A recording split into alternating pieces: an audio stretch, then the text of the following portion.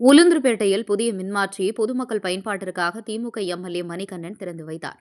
கள்ளக்குறிச்சி மாவட்டம் உளுந்தூர்பேட்டை நகராட்சிக்கு உட்பட்ட விகேஎஸ் நகர் பகுதியில் குறைந்த மின் அழுத்தத்தால் அப்பகுதியில் வசிக்கும் பொதுமக்கள் உளுந்தூர்பேட்டை சட்டமன்ற உறுப்பினரிடம் கோரிக்கை விடுத்தனர். அந்த கோரிக்கையை ஏற்று 6.5 லட்சம் மதிப்பீட்டில் நிதி ஒதுக்கீடு செய்து 163 கேவிஏ புதிய மின்மாற்றியை பொதுமக்களின் நலன் கருதி சட்டமன்ற உறுப்பினர் ஏ.ஜே. மணிகண்ணன் அவர்கள் சிறப்பு விருந்தினராக கலந்து கொண்டு திறந்து வைத்தார். இந்நிகழ்ச்சிக்கு உதவி செயற்பொறியாளர் சிவராமன் ஐயம்பெருமாள் தலைமை தாங்கினார். உதவி மின்பொறியாளர் அருண்குமார் முன்னிலை வகித்தார். நகராட்சி 16 வார்டு கவுன்சிலர் கலாசுந்தரமூர்த்தி அவர்கள் வரவேற்பு நிகழ்த்தினார்.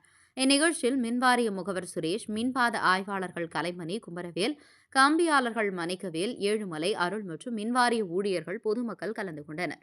உளுந்தூர்பேட்டை தவசி நியூஸ் செய்தியாளர் முத்து.